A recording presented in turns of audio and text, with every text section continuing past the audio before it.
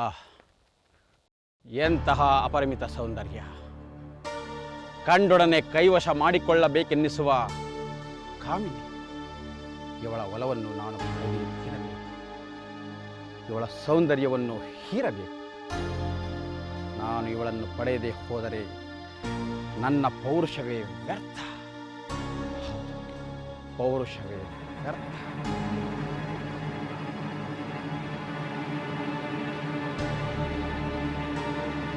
ತ್ರಿಲೋಕ ಸುಂದರಿ, ಈ ನಿನ್ನ ಅನುಪಮವಾದ ಚಿರುವಿಗೆ ಮನಸೋತಿದ್ದಾನೆ ಈ ಪರಾಕ್ರಮಿಯಾದ ಸಾಂಬ. ನಿನ್ನ ಇಷ್ಟಾರ್ಥಗಳೆಲ್ಲವನ್ನು ನೆರವೇರಿಸುತ್ತೇನೆ.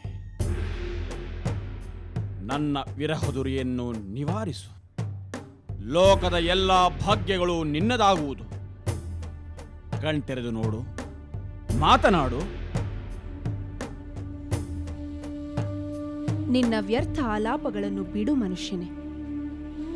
ಏಕೆಂದರೆ ನಾನೀಗಾಗಲೇ ಮಾನಸಿಕವಾಗಿ ಒಬ್ಬ ಮಹಾಪುರುಷನನ್ನು ವರಿಸಿದ್ದಾಗಿದೆ. ಆತನನ್ನು ಪ್ರತ್ಯಕ್ಷವಾಗಿ ವರಿಸಲೆಂದು ತಪಸ್ಸು ಮಾಡುತ್ತಿದ್ದೇನೆ. ಸುಂದರಿ, ನೀನಿನ್ನೂ ಕನ್ನಿಕೆ. ನೀನು ಇಷ್ಟಪಡುವವರ ಪ್ರತ್ಯಕ್ಷನಾಗುತ್ತಾನೋ ಇಲ್ಲವೋ? ಅವನು ಪ್ರತ್ಯಕ್ಷನಾದರೂ ನಿನ್ನನ್ನು ಒಲಿಯುತ್ತಾನೋ ಇಲ್ಲವೋ? ನಿನ್ನನ್ನು ಪ್ರತ್ಯಕ್ಷವಾಗಿ ಇಷ್ಟಪಡುತ್ತಾನೆ ಈ ಸಾಂಬ. ಕಣ್ಣಿಗೆ ಕಾಣದ ದೈವಕ್ಕಿಂತ ಕಣ್ಣೆದುರಿಗಿರುವ ಭೂತವೇ ವಾಸಿಯಂತೆ. ಈ ಅಕಾಲಿಕ ತಪಸ್ಸಿನಿಂದ ಈ ನಿನ್ನ ಮನೋಹರವಾದ ಯೌವನವನ್ನು ಹಾಳು ಮಾಡಿಕೊಳ್ಳಬೇಡ. ಬಾ ಸುಂದರಿ, ನನ್ನನ್ನು ಒರಿಸು. ಒಂಟಿಯಾಗಿ ತಪಸ್ಸಿಗೆ ಕುಳಿತಿರುವ ಕನ್ಯೆಯನ್ನು ವರಿಸು ಎಂದು ಪೀಡಿಸುವ ನಿನಗೆ ಸಜ್ಜನ ಸಭ್ಯ ಸಂಸ್ಕೃತಿಯ ಅರಿವಿಲ್ಲವೆಂದು ಕಾಣುತ್ತದೆ. ನಿನ್ನ ಇಂತಹ ನಡವಳಿಕೆಯಿಂದ ಯಾವ ಹೆಣ್ಣಿನ ಗೌರವಕ್ಕೂ ಪಾತ್ರನಾಗುವುದಿಲ್ಲ. ದಯಮಾಡಿ ನನ್ನ ತಪಸ್ಸಿಗೆ ತೊಡಕಾಗದಂತೆ ಇಲ್ಲಿಂದ ತೆರಳು. ಭಲೆ ಭಲೆ ಸುಂದರಿ, ನಿನ್ನ ಮಾತಿನಿಂದ ನನಗೆ ನಿನ್ನ ಬಗ್ಗೆ ಮೋಹದ ಜೊತೆಗೆ ಗೌರವವೂ ಉಂಟಾಗಿದೆ. ವಿಶ್ವಾಮಿತ್ರ ಮುಂತಾದ ಮಹಾಮುನಿಗಳನ್ನು ಹೆಣ್ಣು ತಪಸ್ಸು ಭಂಗ ಮಾಡಿ ಪ್ರಣಯ ಭಿಕ್ಷೆಯನ್ನು ಬೇಡಿ ಅವರು ತಪಸ್ಸನ್ನು ಬಿಟ್ಟು ಪ್ರಣಯ ಭೋಗಿಗಳಾಗಿದ್ದು ಪರಂಪರೆಯೇ ನಿಜವಾದರೆ, ನೀನು ತಪಸ್ಸಿನಲ್ಲಿರುವಾಗ ನಾನು ನಿನ್ನ ಪ್ರೇಮ ಭಿಕ್ಷೆಯನ್ನು ಬೇಡುವುದು ಸರಿಯಷ್ಟೇ? ಅದಿರಲಿ, ನಾನು ನಿಮ್ಮ ತಂದೆಯವರ ಬಳಿ ಹೋಗಿ ನಿಮ್ಮ ಭಾವನೆಗಳನ್ನು ಗೌರವಿಸಿ ಸಂಪ್ರದಾಯ ಮರ್ಯಾದೆ ಎಂದು ತಿಳಿದುಕೊಂಡು ನಿಮ್ಮ ತಂದೆಯವರಲ್ಲಿ ಕನ್ಯಾದಾನವನ್ನು ಪಡೆಯುತ್ತೇನೆ. ನಂತರ ನೀನು ಸುಸಂಸ್ಕೃತ ತಂದೆಯ ಮಗಳಾಗಿ ನನ್ನನ್ನು ವರಿಸಿದೆಯಂತೆ. ಬರುತ್ತೇನೆ ದೇವಿ, ಬರುತ್ತೇನೆ.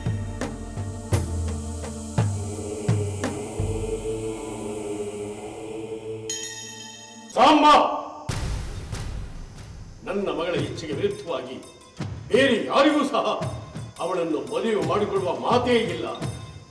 ಅವಳು ಯಾರನ್ನು ವರಿಸಬೇಕೆಂದು ಸಂಕಲ್ಪ ಮಾಡಿದ್ದಾಳೆಯೋ ಅವರನ್ನು ತಪಸ್ಸಿನಿಂದ ಒಲಿಸಿಕೊಳ್ಳಲು ಸಹಾಯ ಮಾಡುವಿನೇ ಹೊರತು ಬೇರೆ ಯಾವ ಪುರುಷನನ್ನು ವರಿಸು ಎಂದು ನಾನು ಅವಳಿಗೆ ಹೇಳಲಾರೆ.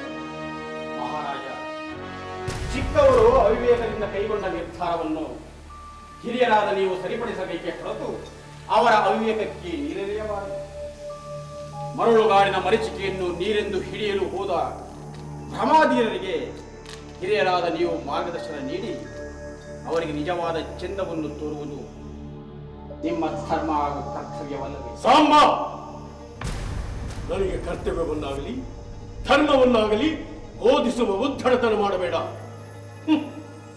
ನನ್ನ ಮಗಳು ಮರಳುಗಾಡಿನಲ್ಲಿಯೂ ಇಲ್ಲ, ಮೃಗ ಜಲದ ಭ್ರಮೆಯ ಒಳಗಾಗಿಯೂ ಇಲ್ಲ.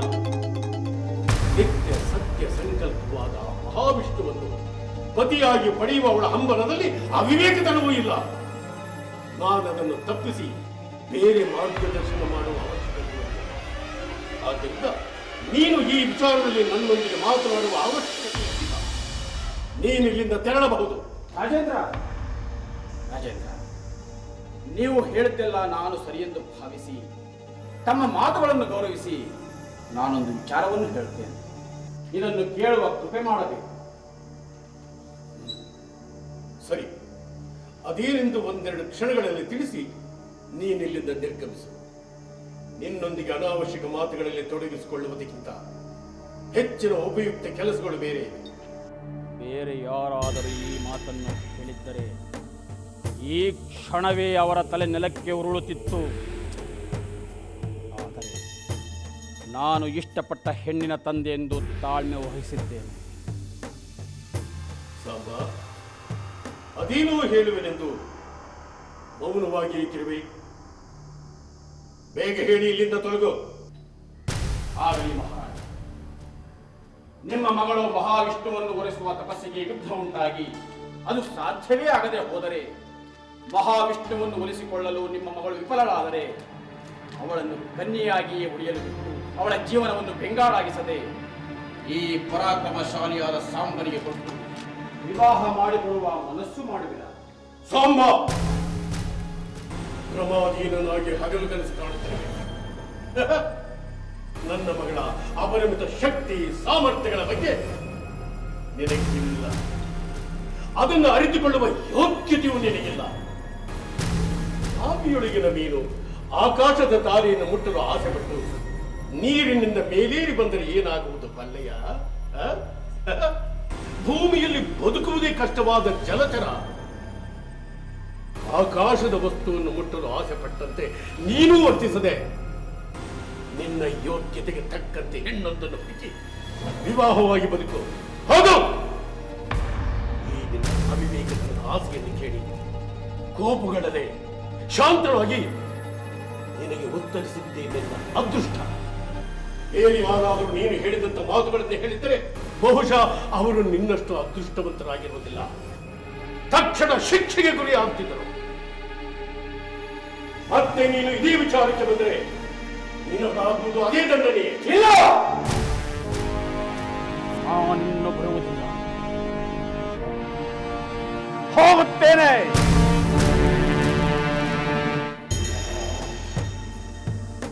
ನನಗೆ ದಂಡನೆ ಕೊಡುವೆನೆಂದು ಹೆದರಿಸುವೆಯ?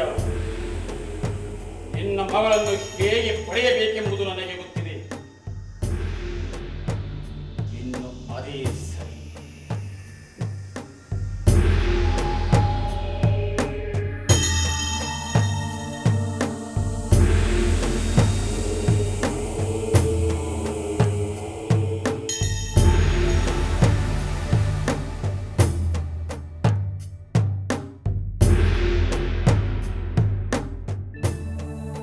ಸುಂದರಿ, ನಿನ್ನ ತಂದೆಯವರು ನಿನ್ನನ್ನು ನನಗೆ ವಿವಾಹ ಮಾಡಿಕೊಡಲು ಒಪ್ಪಲಿಲ್ಲ.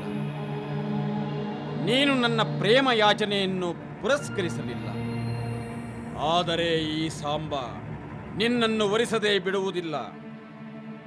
ನನಗಿರುವುದು ಒಂದೇ ದಾರಿ. ನೀನು ನನ್ನನ್ನು ವರಿಸಬೇಕು. ಇಲ್ಲವಾದರೆ ನಾನೇ ನಿನ್ನನ್ನು ವಶಪಡಿಸಿಕೊಳ್ಳಬೇಕು. ವೇದವತಿ, ನಾನು ಸಾಂಬ ಬಂದಿದ್ದೇನೆ. ನಿನ್ನ ರೂಪ ಲಾವಣ್ಯಕ್ಕೆ ಹುಚ್ಚಿದ್ದು ಮತ್ತೆ ಬಂದಿದ್ದೇನೆ. ನೀನು ನಿನ್ನ ಸಂಪ್ರದಾಯ ಸಂಸ್ಕೃತಿ ಎಂದು ಹೇಳಿದ್ದಕ್ಕೆ ನನ್ನ ಪ್ರಸ್ತಾಪವನ್ನು ನಿನ್ನ ತಂದೆಯವರಲ್ಲಿ ಹೇಳಿದೆನು. ಅವರು ನಿರಾಕರಿಸದೆ ಸಂತೋಷ ವ್ಯಕ್ತಪಡಿಸಿದರು. ನೀನು ಒಪ್ಪಿಗೆ ಇದ್ದರೆ ವಿವಾಹ ಮಾಡಿಕೊಡುವುದಾಗಿ ಹೇಳಿದ್ದಾರೆ. ಈಗ ಬೇಕಾಗಿರುವುದು ನಿನ್ನ ಒಪ್ಪಿಗೆ ಮಾತ್ರ. ಸುಂದರಿ, ಈ ಜಗತ್ತಿನಲ್ಲಿ ಯಾವ ಪುರುಷನೂ ನೀಡದಂತಹ ಸಂತೋಷವನ್ನು ನಾನು ನಿನಗೆ ನೀಡುತ್ತೇನೆ. ನನ್ನ ಉಸಿರಿರುವ ತನಕ ಯಾವ ಹೆಣ್ಣನ್ನು ನನ್ನ ಕಣ್ಣಲ್ಲಿ ನೋಡದೆ ನನ್ನ ಕಣ್ಣಲ್ಲಿ ನಿನ್ನ ಪ್ರೇಮ ಉಳ್ಳವನಾಗಿರುತ್ತೇನೆ. ನೀನು ಅಪೇಕ್ಷೆ ಪಟ್ಟು ಏನನ್ನೇ ಬೇಡಿದರೂ ಅದು ಈರೇಳು ಭುವನದಲ್ಲಿದ್ದರೂ ನನ್ನ ಪರಾಕ್ರಮದಿಂದ ತಂದು ಕೊಡುತ್ತೇನೆ. ಇಲ್ಲವಾದಲ್ಲಿ ನನ್ನ ಪ್ರಾಣವನ್ನಾದರೂ ಒತ್ತೆಟ್ಟು ತಂದು ಕೊಡುತ್ತೇನೆ. ನನ್ನನ್ನು ವರಿಸು ಸುಂದರಿ, ನನ್ನನ್ನು ವರಿಸುವ ಕೃಪೆ ಮಾಡು. ಎಲೆ ಪುರುಷನೇ, ನಿನ್ನ ದುಷ್ಟ ಕೋರಿಕೆಯನ್ನು ನನ್ನ ತಂದೆಯವರು ಯಾವುದೇ ಕಾರಣಕ್ಕೂ ಸಮ್ಮತಿಸುವುದಿಲ್ಲ ಎಂದು ನನಗೆ ತಿಳಿದಿದೆ. ನಿನ್ನಲ್ಲಿ ನಿನ್ನ ಸಂಸ್ಕೃತಿಯಲ್ಲಿ ಸಜ್ಜನಿಕೆ ಇಲ್ಲ, ಜೊತೆಗೆ ಸತ್ಯವೂ ಇಲ್ಲ ಎನ್ನುವುದು ನಿನ್ನ ಮಾತುಗಳಿಂದ ನನಗೆ ಅರಿವಾಗಿದೆ. ನೀನು 1000 ಜನ್ಮವೆತ್ತಿ ಬಂದರೂ ನನ್ನಂತಹ ಹೆಣ್ಣಿನ ಪ್ರೀತಿಯನ್ನು ಪಡೆಯಲಾರೆ. ಕ್ಷಣ ಮಾತ್ರವೂ ಯಶಸ್ಸನ್ನು ಪಡೆಯಲಾರೆ. ಆದುದರಿಂದ ಈ ಕ್ಷಣವೇ ನೀನು ಇಲ್ಲಿಂದ ಹೊರಟು ಹೋಗು. ನನಗೆ ಈ ರೀತಿ ತೊಂದರೆ ಕೊಡುತ್ತಿರುವುದು ನನ್ನ ತಂದೆಗೆ ಗೊತ್ತಾದರೆ ಅವರ ಕೋಪಕ್ಕೆ ತುತ್ತಾಗುತ್ತೀಯಾ? ಎಚ್ಚರಿಕೆ. ನಾನು ನಿನ್ನ ತಂದೆಯವರ ಮಾತನ್ನು ಕೇಳುವುದಿಲ್ಲ, ನಿನ್ನ ಮಾತನ್ನು ಕೇಳುವುದಿಲ್ಲ. ನನಗಿರುವುದು ಒಂದೇ ದಾರಿ, ಅದು ಬಲಾತ್ಕಾರ.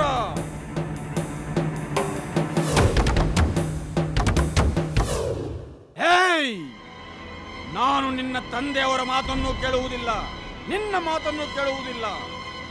ನನಗಿರುವುದು ಒಂದೇ ದಾರಿ, ಅದು ಬಲಾತ್ಕಾರ. ನೀಚ, ನನ್ನ ಮಗಳನ್ನು ವರಿಸುವ ಆಶೆಯನ್ನು ಬಿಟ್ಟು ಬಿಡು ಎಂದು ಬುದ್ಧಿ ಹೇಳಿದರೆ ಇಲ್ಲಿಗೆ ಬಂದು ಅಬದ್ಧ ನಡೆದು ಬಲವಂತಪಡಿಸುವ ನಿನ್ನನ್ನು ಈ ಕ್ಷಣದಲ್ಲೇ ತುಂಡರಿಸುವೆ. ಅದಕ್ಕೆ ಮುನ್ನ ನಾನೇ ನಿನ್ನನ್ನು ಕೊಲ್ಲುತ್ತೇನೆ.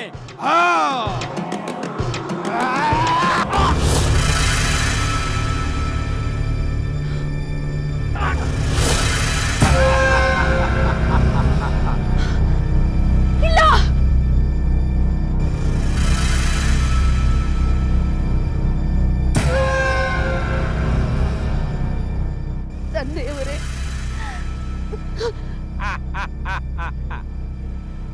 ಈ ನೀಚನಿಂದ ನಿಮಗೆ ಇಂಥ ದುರ್ಗತಿ ಬಂದಿತ್ತು ಅಲ್ಲವೇ?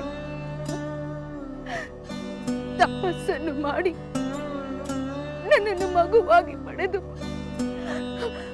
ಪ್ರತಿ ಕ್ಷಣವೂ ನನ್ನ ಯಶಸ್ಸಿಗಾಗಿ ಚಿಂತಿಸಿ ಈಗ ನನ್ನ ತಪಸ್ಸನ್ನು ರಕ್ಷಿಸಲೆಂದೇ ನಿಮ್ಮ ಪ್ರಾಣವನ್ನು ತೊರೆದಿರ ಅಪ್ಪಾಜಿ, ತೊರೆದಿರ.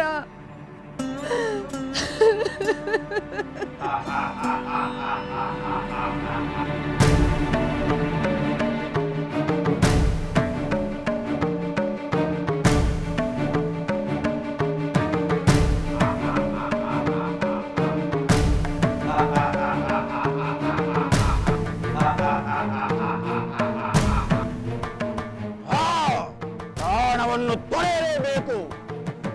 ನನ್ನ ಆಸೆಗೆ ಅಡ್ಡಿ ಉಂಟು ಮಾಡಿದವರೆಲ್ಲ ನನ್ನ ಈ ಖಡ್ಗಕ್ಕೆ ಬಲಿಯಾಗಿ ಪ್ರಾಣವನ್ನು ಒಪ್ಪಿಸಲೇಬೇಕು. ಸುಂದರಿ, ನಾನು ನಿನ್ನನ್ನು ಅಗ್ನಿ ಸಾಕ್ಷಿಯಾಗಿ ವಿವಾಹವಾಗಲು ಬಯಸಿದೆ. ನಿನ್ನ ತಂದೆಯ ನಿರಾಕರಣೆಯಿಂದ ಅಸಾಧ್ಯವೆನಿಸಿತು. ಗಂಧರ್ವ ವಿವಾಹವಾಗಲು ಬಯಸಿದೆ. ನಿನ್ನ ನಿರಾಕರಣೆಯಿಂದ ಅದೂ ಅಸಾಧ್ಯವೆನಿಸಿತು. ಈಗ ನಿನ್ನ ತಂದೆಯನ್ನು ಕೊಂದು ರಾಕ್ಷಸ ವಿವಾಹವಾಗುತ್ತೇನೆ. ಪಾವನರನ್ನು ಪತಿತರನ್ನಾಗಿ ಮಾಡಿದ ಪಾಪಿಯೇ ನೀನು.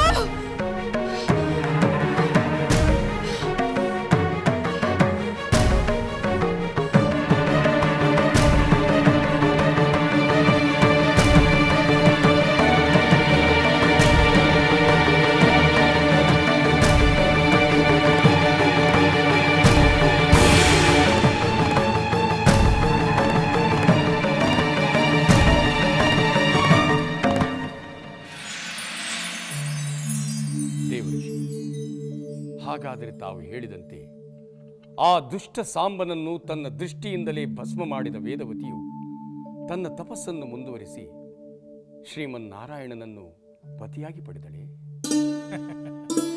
ಮಹಾರಾಜ, ಹಾಗೆ ಆಗಿದ್ದರೆ ವೇದವತಿಯು ಸೀತೆಯಾಗಿ ನಿನಗೆ ದೊರೆಯುವ ಅಗತ್ಯವೇ ಇರಲಿಲ್ಲ. ವೇದವತಿಯು ತಪಸ್ಸನ್ನೇನೋ ಮುಂದುವರಿಸಿದಳು. ಆದರೆ ಆಕೆಯ ತಪಸ್ಸಿಗೆ ಮಹಾವಿಷ್ಣು ಪ್ರತ್ಯಕ್ಷನಾಗಲಿಲ್ಲ. ಮಹಾಪರಾಕ್ರಮಿಯು, ಗರ್ವಿಷ್ಠನು, ಸ್ತ್ರೀಲೋಲ ಎಂದು ಕುಖ್ಯಾತನಾದ ದಶಕಂಠ ರಾವಣನಿಂದ ವೇದವತಿಯ ತಪಸ್ಸು ಭಂಗವಾಯಿತು. ದೇವಋಷಿ, ರಾವಣನೇಕೆ ವೇದವತಿಯ ತಪೋಭಂಗ ಮಾಡಿದ? ಹೇಳಿದನಲ್ಲ,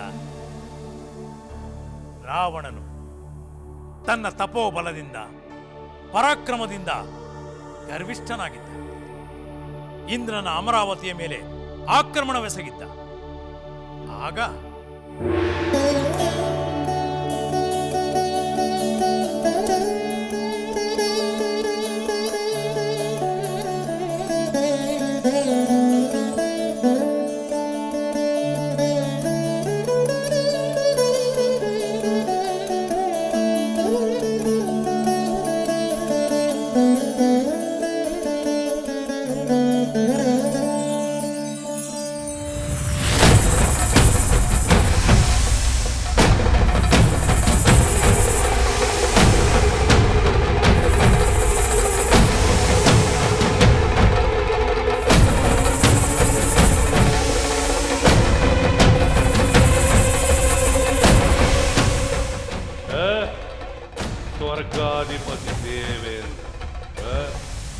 ರಾವಣನೊಡನೆ ಯುದ್ಧಕ್ಕೆ ಸಿದ್ಧನಾಗಿ ಈಗ ಸೋತ ಇಲಿಯಂತಾಗಿರುವೆಯಾ?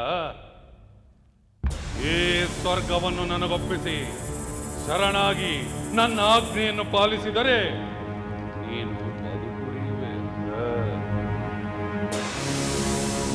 ಮಿತ್ರ ರಾವಣ, ಮುಚ್ಚು ಬಾಯ್. ನೀವೆಂದಿಗೂ ನನ್ನ ಮಿತ್ರರಾಗಲು ಸಾಧ್ಯವಿಲ್ಲ. ಆ ವಿಷ್ಣುವನ್ನು ಆಶ್ರಯಿಸಿ ಅವನನ್ನು ಸಿಂಹವಾಗಿಸಿ, ಹಂದಿಯಾಗಿಸಿ, ವಾಮನನಾಗಿಸಿ ನಿಮ್ಮನ್ನು ಸೋಲಿಸಿದವರನ್ನು ವಂಚನೆಯಿಂದ ಕೊಲ್ಲುವ ಕುತಂತ್ರಿಗಳು ನೀವು.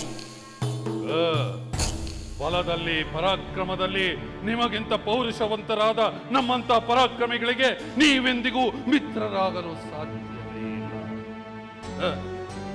ನೀವುಗಳು ಮಾತ್ರ ಈ ಸ್ವರ್ಗ ಸುಖವನ್ನು ಅನುಭವಿಸಬೇಕು.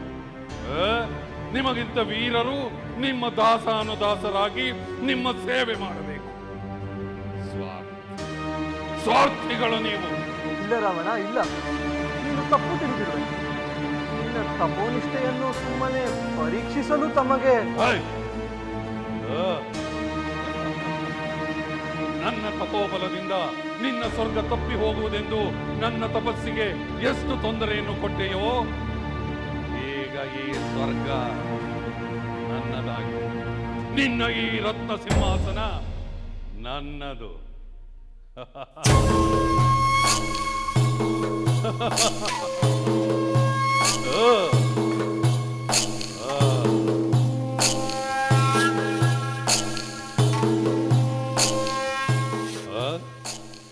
ನೂತನ ಸ್ವರ್ಗಾಧೀಶ ರಾವಣೇಶ್ವರನ ಸಿಂಹಾಸನಾರೋಹಣಕ್ಕೆ ಜೈಕಾರ ಮಾಡುವುದಿಲ್ಲವೇ?